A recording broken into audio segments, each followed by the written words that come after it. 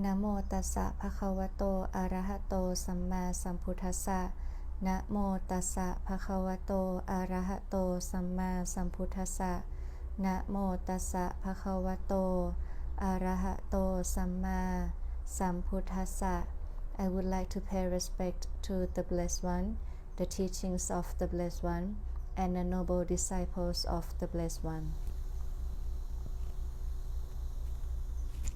Good afternoon, everyone. I am Sikhamana Ashiraya from Nirodharam Bhikkhuni Monastery in Jomtong District, Chiang Mai, Thailand. Today I have something to talk about. It's called Vimuttāyatana in Pali. In Thai, actually I've looked up on the internet the translation of this word. In Thai, we use the factors to liberation, but in English, I found out that they use the word the sphere of liberation, or the basis of liberation. So I would like to touch on the topic of the vocabulary. Vimutti is liberation in English, and ayatana, this word is very interesting. Ayatana is mean like the six sense base. We call ayatana in Pali as well, like the eye, ear, nose, tongue, and body. We call the six sense bases. But ayatana in the Vimuttāyatana, I used to listen to a Dhamma of Prajan Vimuttāyatana. He said, ayatana is like a factory, is the place where it produce things. So Vimuttāyatana, we can translate as like a factor, or the things that you do that will lead you to liberation. The Buddha said there are 5 spheres of liberation, or 5 bases or 5 factors to liberation. The first one is when you hear or when you listen to the Dhamma. The second one is when you teach the Dhamma. The third one is when you recite the Dhamma. The fourth one is when you reflect on the Dhamma. And the fifth one, the last one, is when you meditate, through meditation. Now let we explore more about these 5 spheres of liberation. The Buddha said that when you listen to the Dhamma from the Blessed One himself, or from someone who you respect him or her as a noble teacher. Like in Thai, we call Pra Ajahn, right? Everybody has a teacher. So if you listen the Dhamma from your teacher, maybe, or when someone who's just like your friend who know more about the Dhamma, or someone who is wiser, and then you listen to the Dhamma, and then you really understand the teachings of the Buddha. You understand the meaning, you understand the context, you understand the goal, you understand like this is the cause and this is the effect, cause and result, things like that.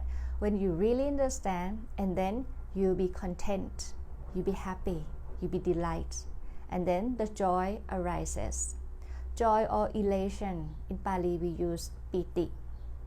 Then joy arises, and after that there's a tranquility or passathi, and then you're happy, and the happiness leads you to concentration. And when you reach to the samadhi, when the mind is focused, when the mind is concentrated and still, then the wisdom arises, and through the wisdom you will reach liberation. Liberate from the defilements, liberate from the ignorance or avijja. So this is the first one. The second one, if you don't have a chance to listen to anyone's Dhamma talk, like at that time no one's giving a talk, or there's no Pra Ajahn, or there's no teacher around you, but previously you had listened to someone's talk, and then you be able to teach someone else. Like you can tell your friend, like, okay, This is about Vimuttāyatana, or the sphere of liberation. Or you tell your kids, or you tell someone else. For example, like me, now I'm giving a Dhamma talk, right? So this me telling you about the Dhamma.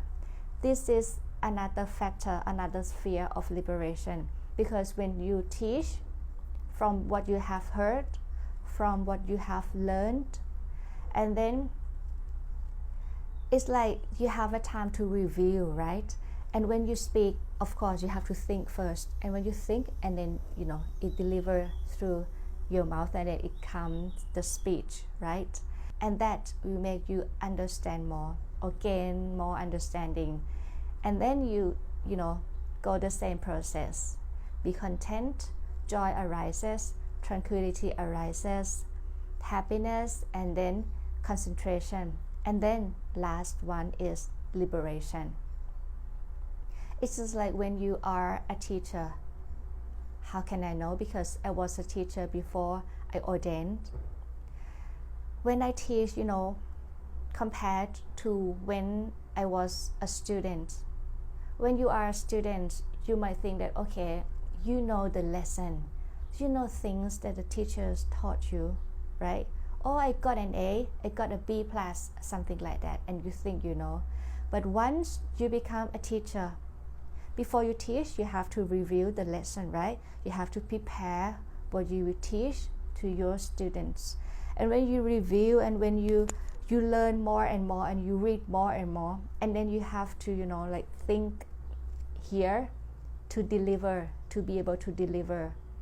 That stage, it will make you maybe ask yourself, like, okay, do I really understand it? Okay, what about this one? Oh, and you try to join the dots, right? When you're a teacher, you try to join the dots, like, okay, this and that, okay, and then 1, and then 2, and then 3, and then 4, okay, this is the cause, this is the result. And then when you try to join the dots in your head to prepare for the teaching, then you gain more understanding. And then can be another factor to lead you to liberation. This is the second one. Next, if you don't have someone who gives the Dhamma talk, if you don't have a teacher around you, and you don't have a chance to teach anyone, but you have a chance to recite,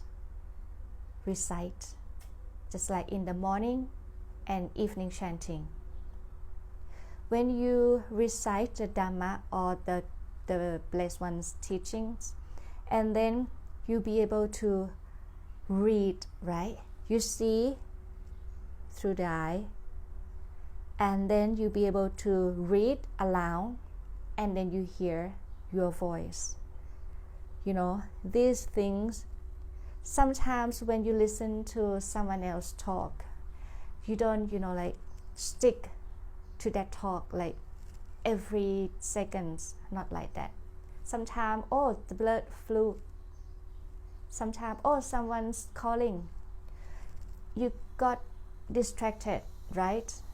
But if you read, like in the morning or evening chanting, and you really concentrated on the reading, so it might be another factor for you to reach the liberation, because you gain more understanding, and then you be content, joy arises, tranquility arises, happiness arises, concentration or the focused mind happens, and then it will lead you to liberation. This is the third one. Next, at that time there is no one, give the Dhamma talk. At that time there is no one for you to teach, and you don't have a time to recite. But that time, for example, while you travel to somewhere else, and you sit there, there's no one around you, there's nothing to do, you don't bring your textbook or your Pali Canon with you, but at that time you have your free time with yourself. You use that time to reflect on the teachings of the Buddha, the Blessed One.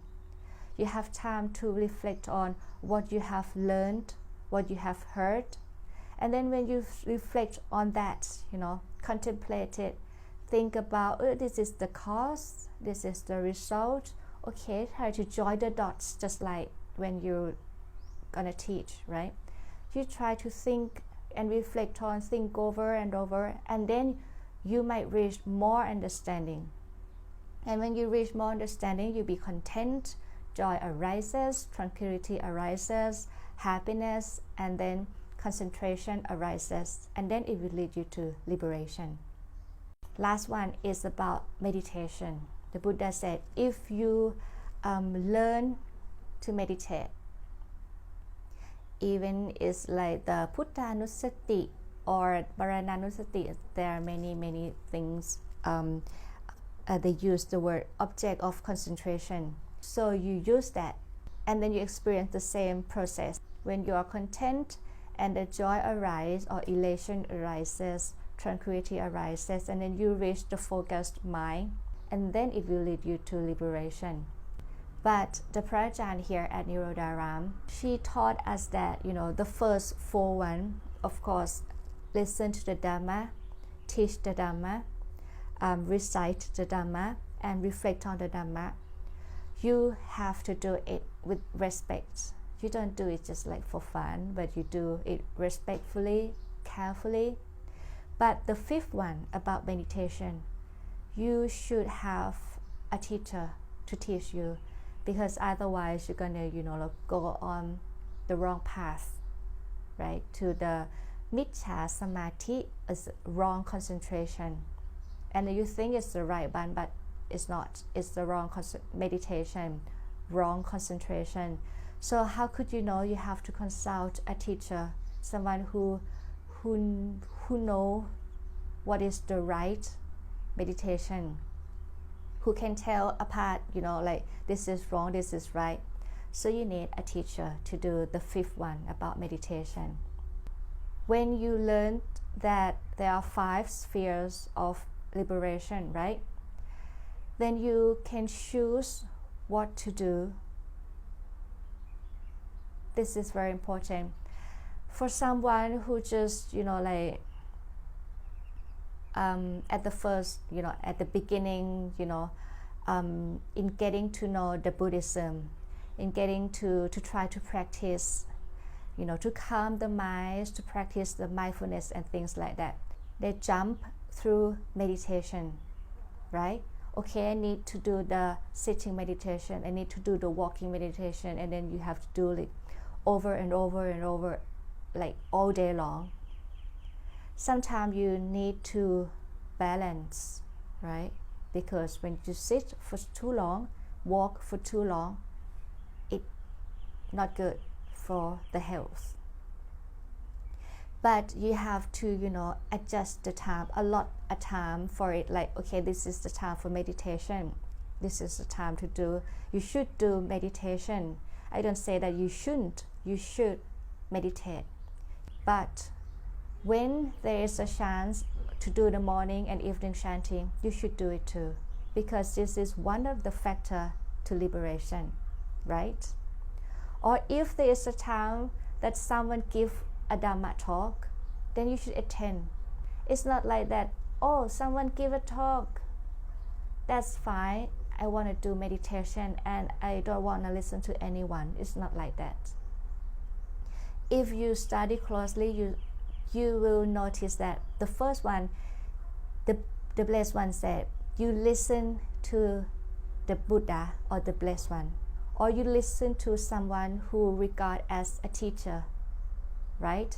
So the first one, you need to listen to the teachings of the Buddha to know what is right, what is wrong, to have a basic knowledge, have the knowledge. And then if there is no one to give a talk, and then you reflect on what you have learned, reflect on what you have heard. If you have the time to give a Dhamma talk yourself, to teach, and then you use that opportunity to reflect on and then to deliver, to teach. So this means that to practice in Buddhism, it's not just meditation. You can do many things. These are the 5 things, the 5 factors, 5 ways, 5 basics, 5 spheres that the Blessed One suggests that these can lead you to liberation as well. So I think you've learned something useful today, and you can use it in your daily life. That's it for today. May the power of the Triple Gem protect you all, and until next time, goodbye.